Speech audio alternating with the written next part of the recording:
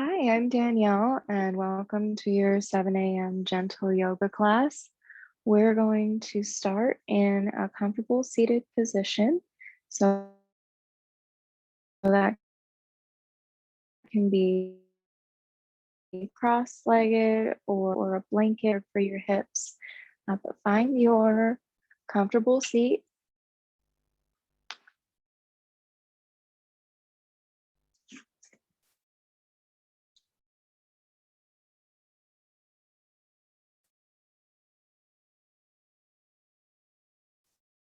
and take a moment to settle into your space. Feel your sit bones on the ground. At the same time that the ground is supporting you, the crown of your head lifts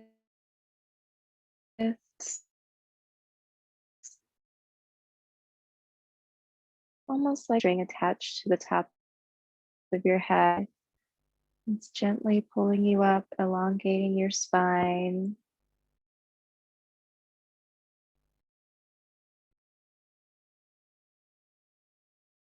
And your shoulders can drop down away from the ears.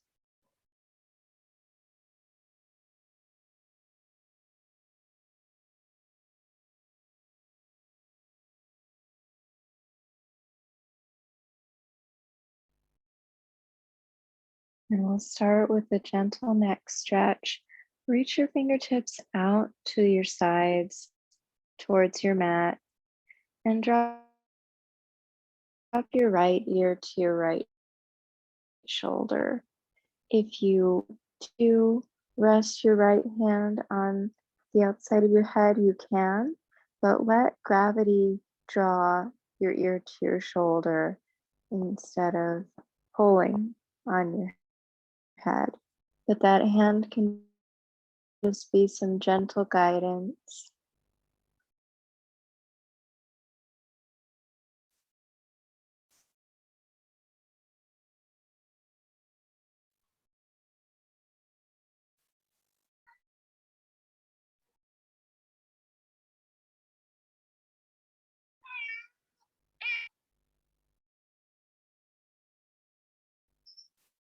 Let your head return to center and drop your left ear towards your left shoulder.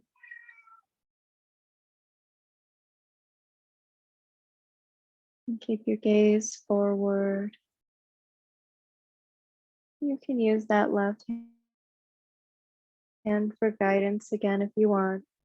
That way, you're really creating space right in this corner of the neck, and that you're not looking down or twisting your neck funny.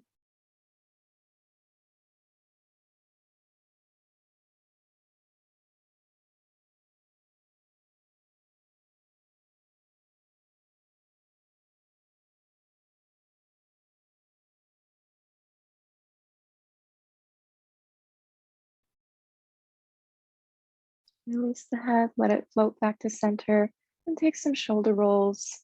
You roll the shoulders backward. Maybe you roll them forward, or maybe you roll them one at a time, doing what feels good for your body this morning.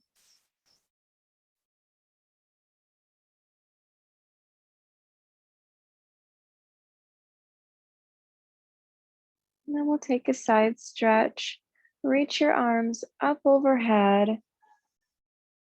And as you exhale, release your right hand down to the mat. And your left hand comes overhead. So just starting small.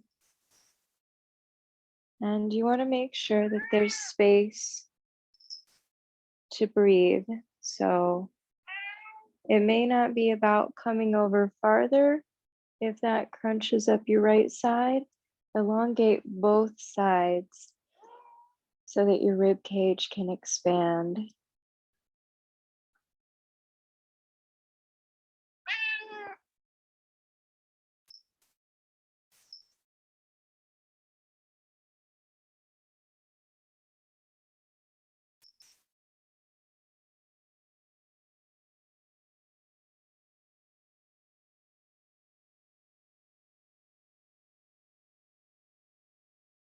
Take one more breath here and come back up to center, over to the other side.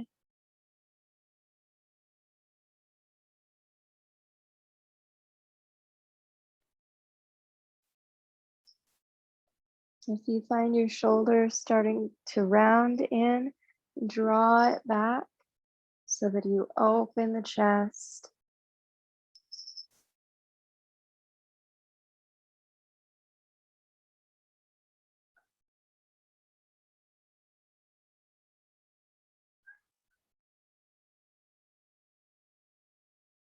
Return back to center. Release the hands down to your sides. And we'll move into child's pose. So if you're sitting on a block or a blanket, you can move that out of the way. You come forward onto your hands and knees. Your knees come wide to the edge of your mat. Big toes come to touch. Send your hips back to your heels and slide your hands forward.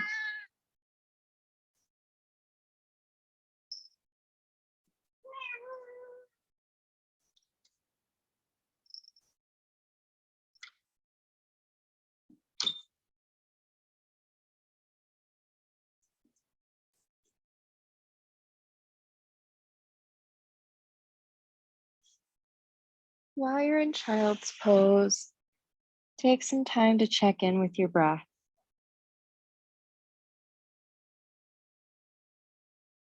Just notice what it feels like, maybe what it sounds like.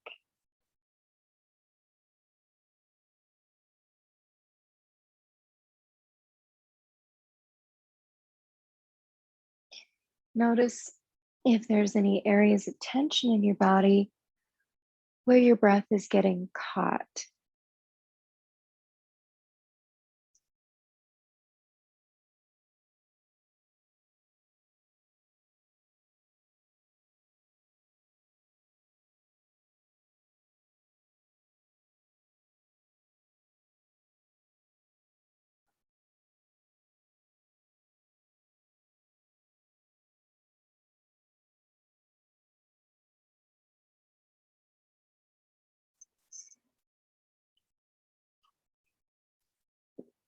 And with your awareness on your breath, you might notice that your breathing is changing. Maybe your inhales and your exhales are evening out so that they're closer to the same length. Maybe your breaths are getting a little bit deeper or a little bit fuller.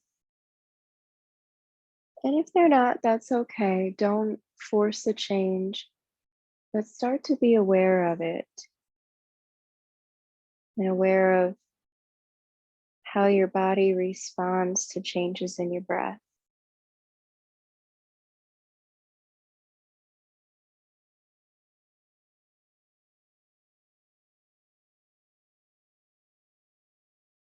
Take one more breath here in child's pose. And then rise up to tabletop position with your shoulders stacked over your wrists, your hips over your knees. And we'll move through a few cat-cows, starting to connect the movement to the breath. As you inhale, drop your belly, lift your tailbone, but pull your shoulders down and back away from the ears as you gaze up just slightly. You're really pulling the chest through the shoulders. And exhale, round your spine. Release your head and your neck completely. And then inhale to cow. Exhale to cat.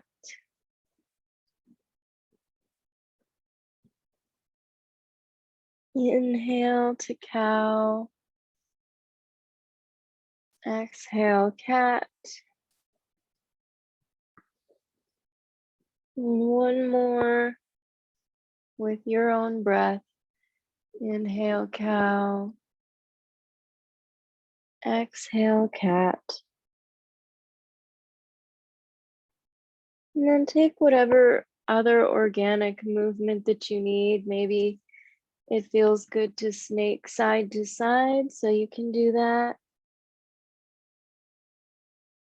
We'll move into our first down dog. I like to move my hands forward on the mat a little bit. Spread your fingers wide and press each individual finger into the mat so that you're firmly planted.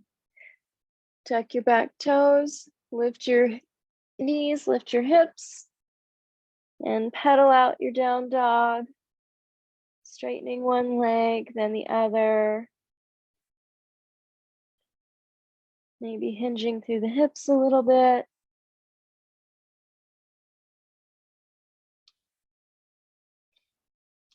And drop your heels down towards the mat. If they don't touch the mat, that's okay. And bend your knees as much as you need to. It's important to have a straight line from your wrists to your shoulders to your hips. And lift the hips up to the ceiling. And gaze forward towards the spot on your mat between your hands. And we're going to baby step our feet all the way forward, coming to a forward fold. You can have your feet hip width apart, or you can have your toes touching. Let your arms and your head and your neck hang loose. If you like to, you can rest your pinkies in your elbows and you can sway side to side. You can shake your head yes, shake your head no, shake your head yes again. Make sure the neck is completely released. And roll up, slowly coming to standing, but move very, very slowly, like you're stacking one vertebra on top of the last. You might start to engage your core just a little bit to pull yourself up. Let your arms stay relaxed. Let your neck stay relaxed until it comes time to stack the vertebra of your neck, one on top of the last. And your head is the very last thing to come up. Shine your palms forward, dropping the shoulders down and back away from the ears. And root down through your feet. So maybe play with shifting your weight forward into the balls of your feet or backwards into your heels until you find that sweet spot in the middle. And then let your toes press into the mat as well. You might want to keep a little micro bend in the knees so that you're not locking them. Inhale your arms up overhead to extended mountain. And exhale your hands to heart center.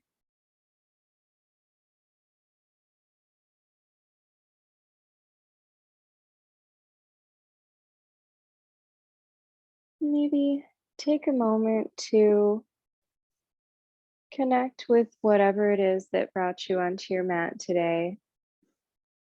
Some days it's easy, and some days it's a lot harder. But thank yourself for making the choice and taking the time out of your busy schedule. Because the time you spend on your yoga mat is important. And it's also important to recognize why we do it for ourselves, for others, for our mental well-being, for our physical well-being, whatever it is for you. Connect to that. And inhale your arms up overhead for extended mountain. Exhale, forward fold. Your hands can come through heart center.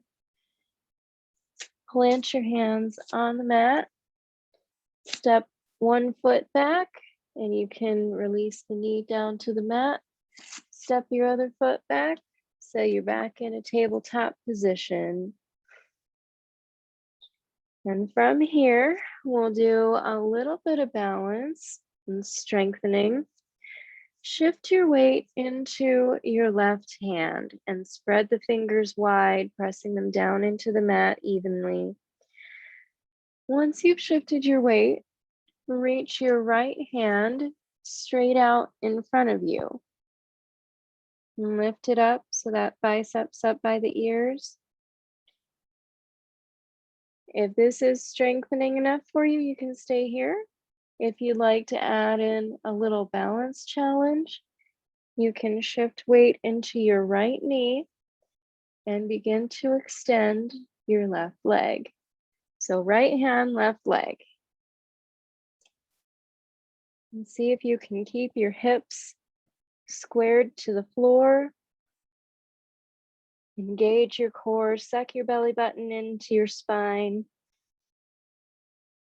And then release both hand and knee and shake it out.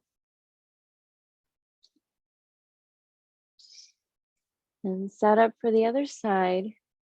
Shift weight into your right palm. And lift up your left arm.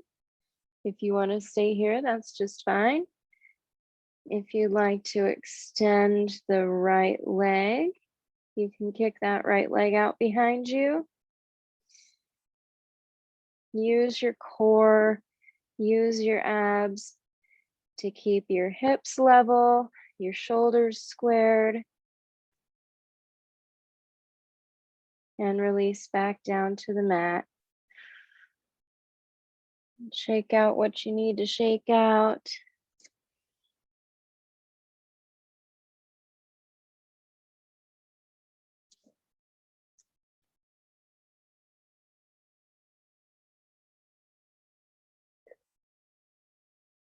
And if you want to do a little wrist stretch, you can. Sometimes just hinging forward like this while I'm in tabletop is enough to stretch out the back of the forearm, the wrist. If you do a lot of computer work, you may get tight here. Another version is turning your hands sideways, hinging side to side. Or if you already have some flexibility here, you can turn your fingertips in towards yourself. That's not me. I do a lot of computer work, and so I am too tight to do that. But side to side tends to feel good for me. And you can counter that by flipping your hands so that your palm's up and the back of your hand is down on the mat. And again, you can have them side to side or fingertips pointed towards yourself.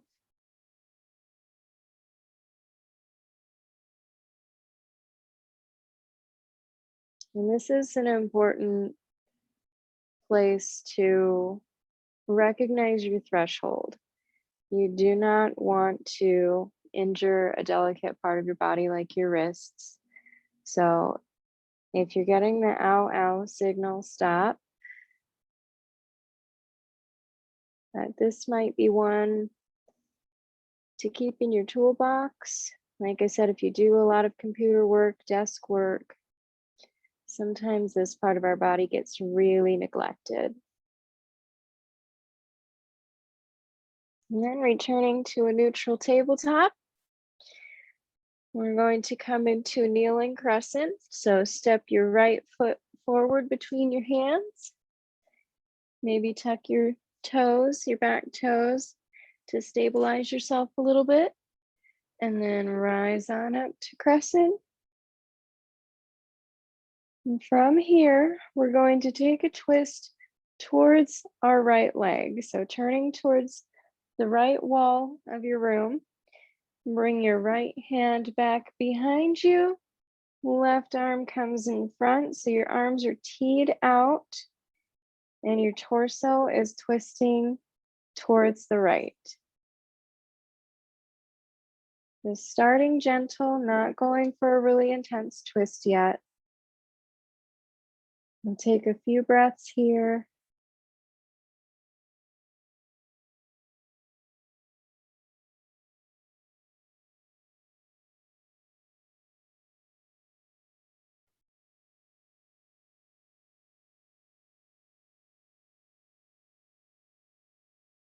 And return to center, arms up overhead. And release both hands down on the inside of your front foot. We're coming into a runner's lunge, so scoot the right foot up to the right top corner of your mat. Adjust your back knee if you need to. And find your version of runner's lunge here. It can be right here. Or you can come down to your forearms. You can use a block if you want, forearms on a block. Whatever works for you. If you need to fold up the edge of your mat and double it up so you have more knee cushion, you can do that.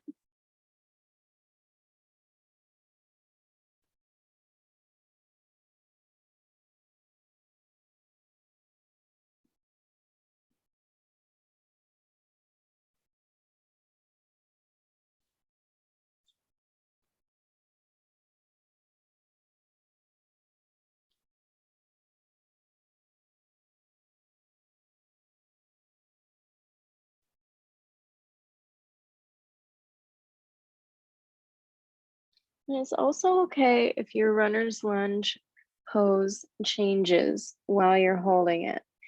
Your body might tell you, oh, that's our threshold and we've reached it and we're good to stay here.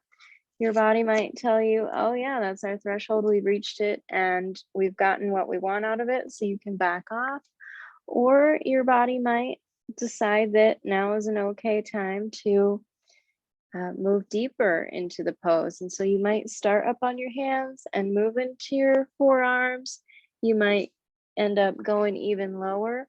So listen to what your body wants in this moment. It might be different than the last time you did runner's lunge. It might be different than your other leg that you do runner's lunge with. So tune in to what your body wants right here and now.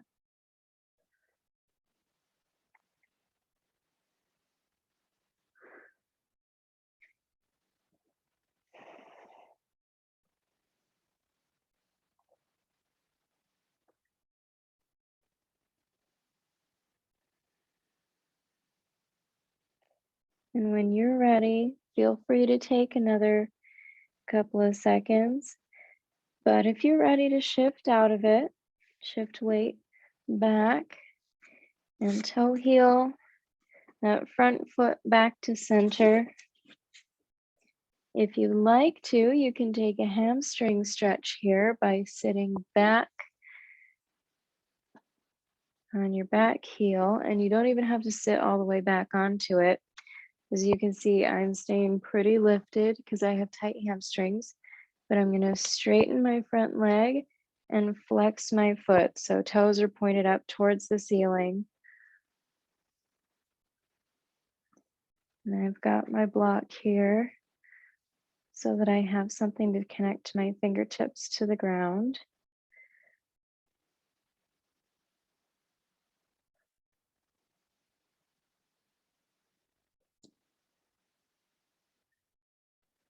And then bend that front knee again. Bring your hands to the mat, send your front foot back and shake it out, stretch it out.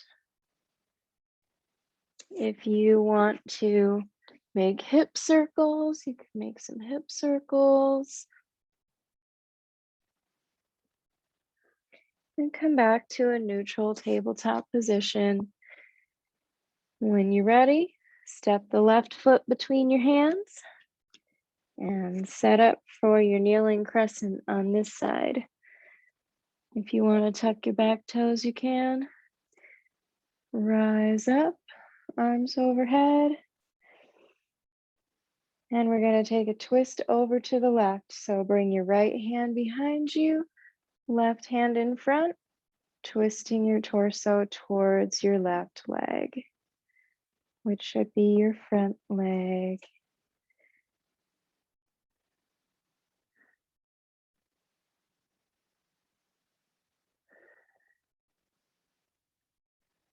Take one more breath here. You start to lose your balance, that's okay. Come right back into it. And come back to center. Release both hands down to the inside of your front foot. Scoot your front foot forward on the mat, up to the corner. Adjust your back knee and find your runner's lunge on this side.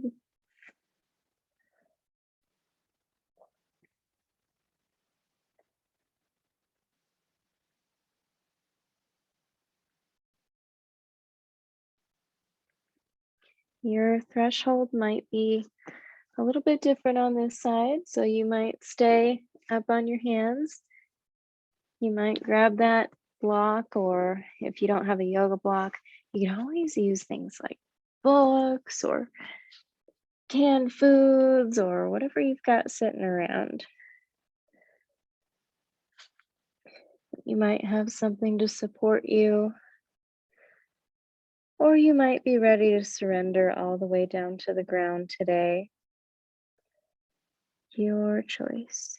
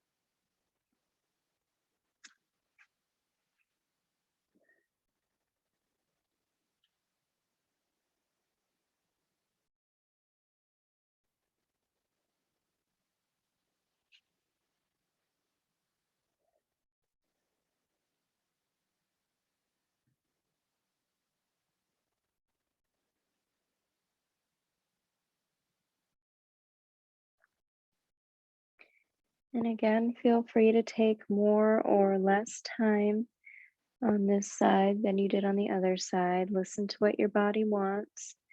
Whenever you are ready, you can start to shift weight back into your back knee. Toe heel that front foot back to center. And then if you'd like to take the hamstring stretch, shift weight even further back into your right side and straighten the left leg. Flex the foot, point the toes towards the ceiling.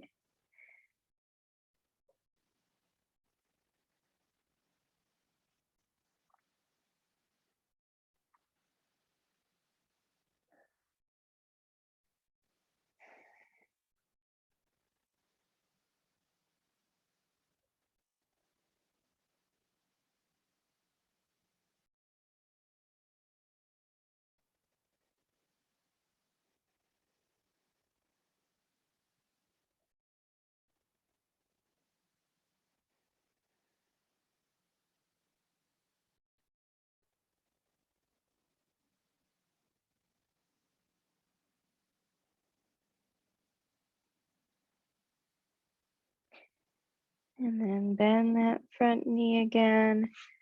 Frame the front foot with both hands and then send that front foot back to stretch it out, shake it out, make some hip circles.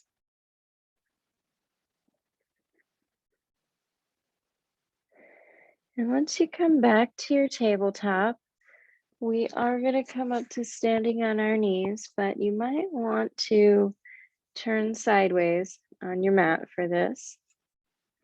because we're going to go into gate pose. So once you're standing on your knees, for gate pose,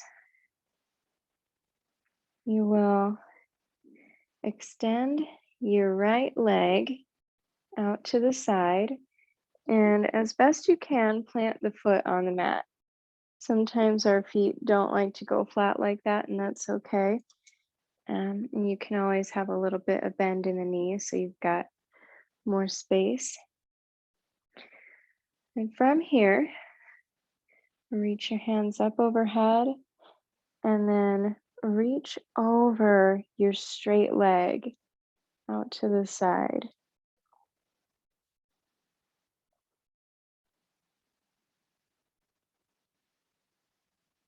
And think about drawing your left shoulder back so that it's opening your chest. And yes, you do want to get a stretch through your entire side body on your left, but at the same time, you don't want to collapse the right side of your rib cage because you definitely still want space to breathe and room for your lungs to expand.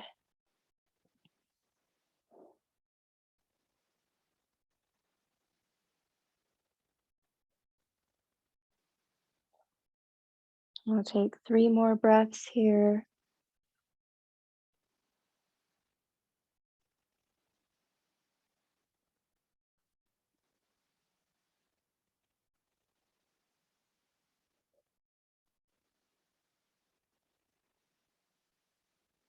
Return your arms to center, release them down, and then bring your right leg back into kneeling. Shake out anything that needs to get shaken out. And then we'll switch sides. So shift weight into your right knee, extend your left foot, planting that foot on the mat the best that you can. Reach your arms up overhead and then over to the left side. Pull the shoulder back, open the chest, expand through both sides of your body, lengthening both side bodies.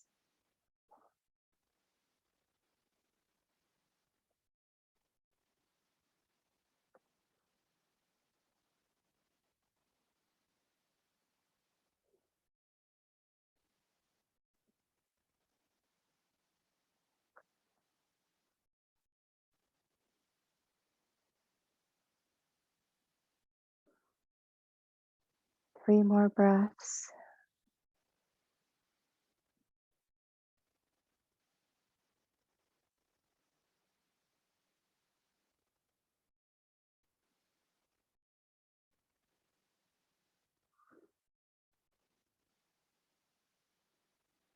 Return to center. Release the arms. And bring that leg back in. And from here, since we're already almost standing, we're going to come all the way up to standing. Easiest way for me to do this is to step one foot forward, lift the back knee, and step the feet together. So from standing, we're going to take a little bit of a balance. So if you do have a chair or a wall or something within reach that you can just use your fingertips for a little balance if you need, that can come in handy. But this pose is, it's a little similar to eagle, but it's not eagle. And I like it because the outside of my hips get really tight. And this is one of those that I can usually hit the sweet spot. So for this pose, you want to plant down through your left foot, shift your weight into the foot, keep a little micro bend in the knee, cross the right leg over the left. So far pretty similar to eagle. but you want to leave room for more bend in the knee. You're basically going to tuck your left knee into your right knee, and you'll definitely have your toes down on the ground, acting as a kickstand. And where this gets really good is once you have the bend in both knees, you're going to kick your hips out to the left. So if your left leg is in back, your left hip is the one that you're going to kick out. And then you can sink into it. Usually I will get a little bit of a stretch there. And you might not. You might need to tweak this pose a little bit.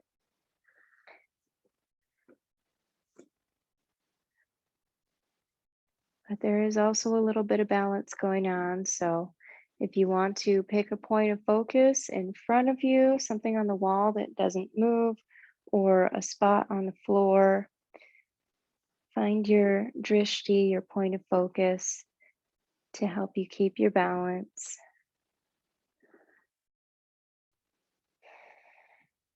Take one more breath as you sink fully into this pose.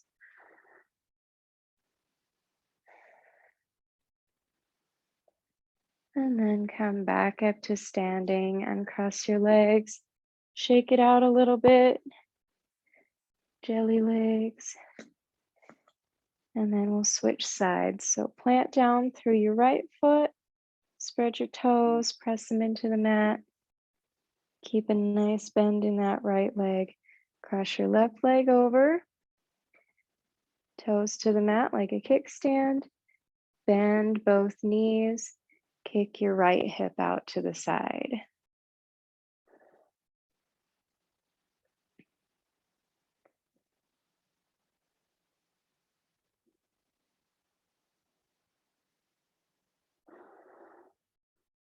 And we'll take 5 breaths here.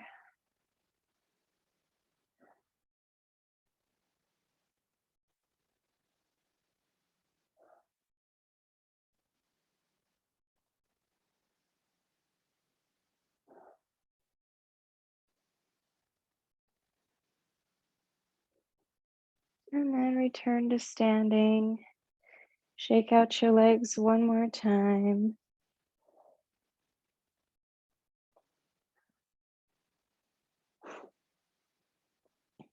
And then we'll do one more balance pose.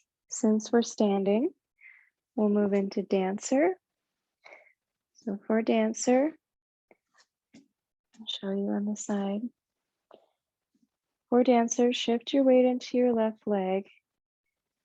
When you can lift the toes of your right foot, you want to keep the knees level and bend at the knee. That way it keeps your hips squared and your hips level as well. Reach back behind you. If you can take a hold of your foot, great. If you can't, maybe take a hold of your pants, or you can use a towel or a necktie, or if you've got a yoga strap, you can take hold of something like that. And until you reach the point where you can take a hold of that foot, and then whatever you've got a hold on, start to kick your foot into it. Kick the top of your foot into your hand or your strap or your tie or whatever you're using. And for a counterbalance, you're bringing your left hand up and out in front of you. So that will kind of help stabilize you. You also want to keep a little bend in that supporting leg so that you can keep it fluid.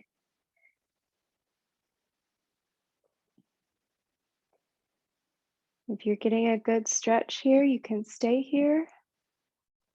If you'd like to go a little bit further, you can continue kicking your foot into your hand or your strap. And then you might need to reach forward a little bit more to counter that balance. Bring the knees back together, bring the hand down.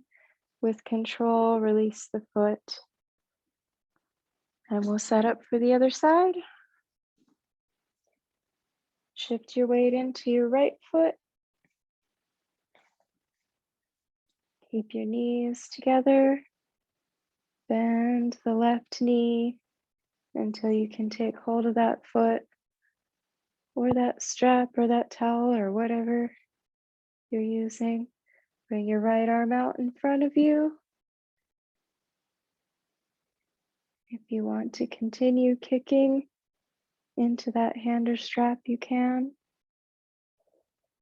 If you're getting a good stretch here, stay right here.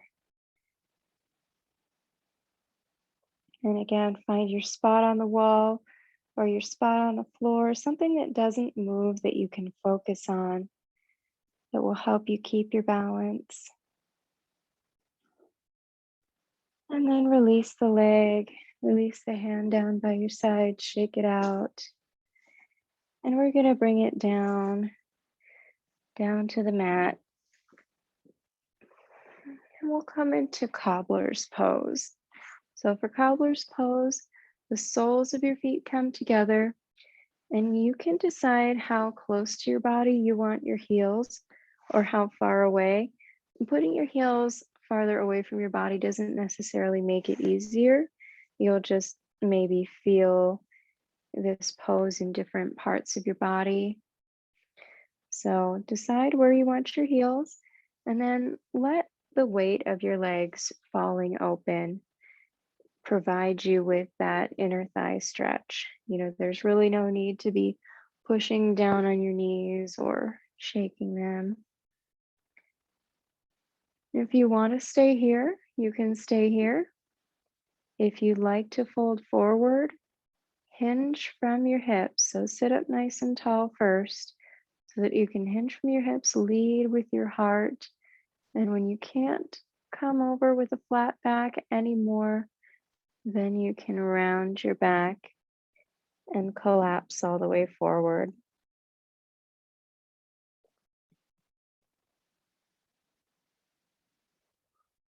And that way you're protecting your low back.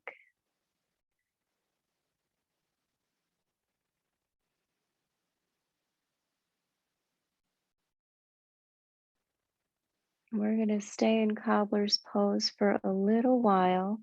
If you would like to add some support, make this a more restorative pose, you can use blocks, blankets, anything you want up underneath your knees to provide some added support if that feels good.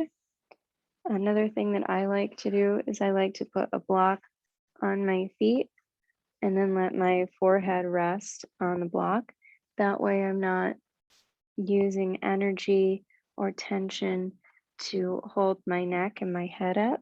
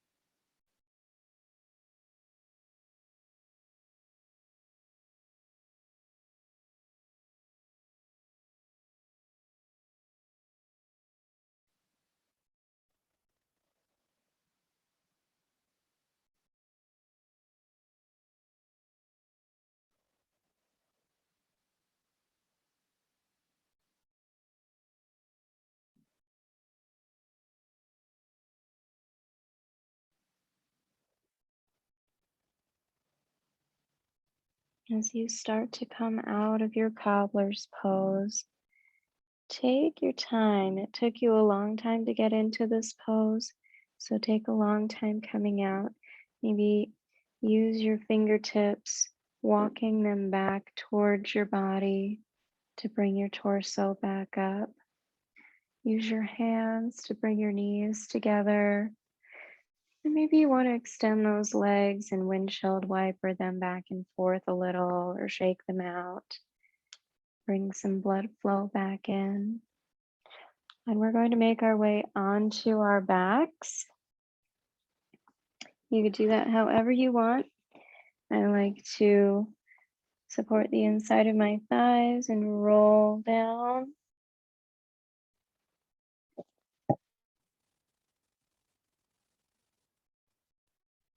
And once on your back, draw your right knee up into your chest. Extend the left leg down on the mat. And just give your right knee a little hug into your chest before drawing it across your body and dropping it over to the left side. You can tee out your arms or do cactus arms if you don't have a lot of room.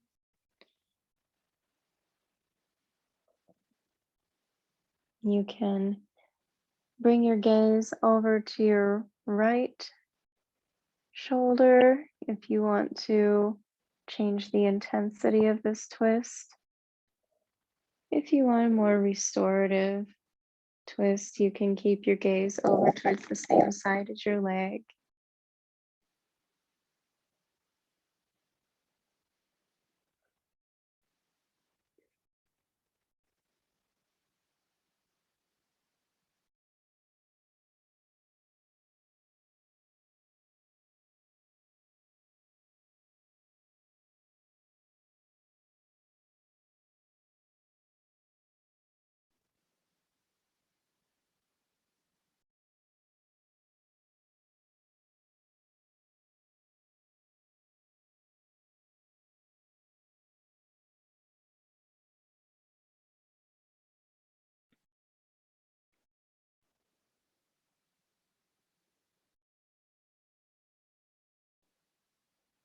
Gently and slowly bring your right leg back to center.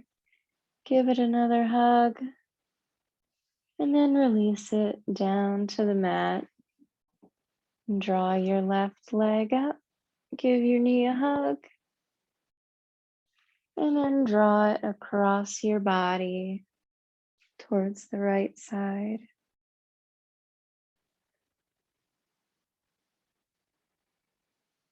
Find a twist that feels good for you on this side.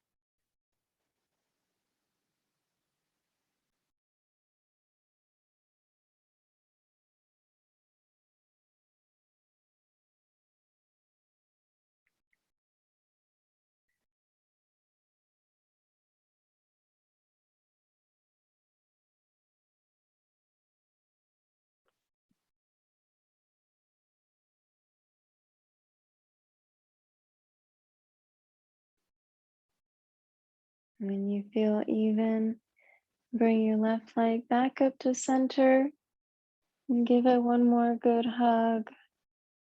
Bring the right knee up as well, so you've got a hold of both of them. And then we'll take a happy baby. So you can either use your two-piece fingers to grasp your big toes, or you can take a hold of the outside of your foot with your whole hand.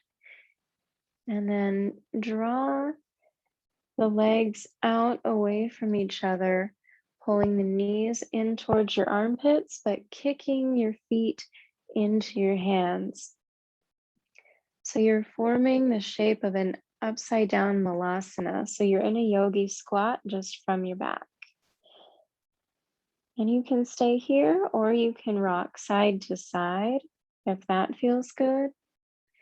You can straighten one leg and then the other if you want to be a little ninja baby.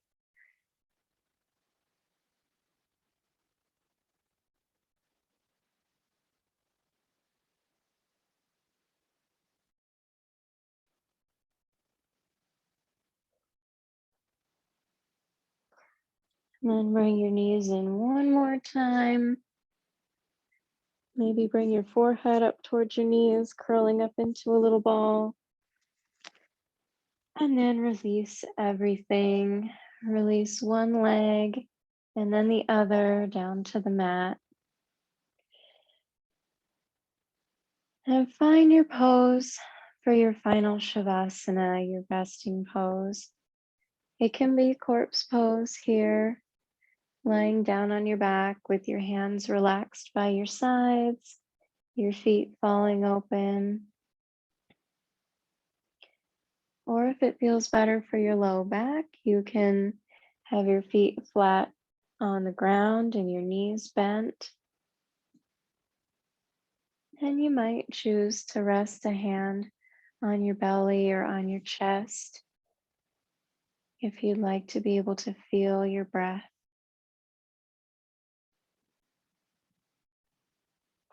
But whatever pose you choose, take this time to thank your body for the hard work that it does for you on and off your yoga mat.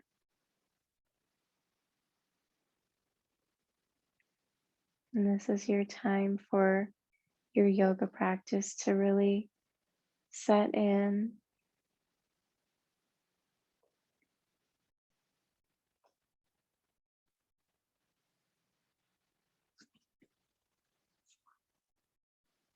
And you have about 5 minutes left of this hour-long yoga practice, but of course, I encourage you to spend as long as you can in Shavasana, because just as exercising and moving our bodies is important, resting our bodies is equally as important.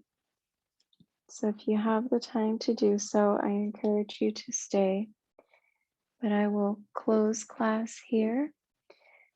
And I want to thank you for doing 7 a.m. gentle yoga with me. The light in me sees and honors, reflects the light in you. Namaste.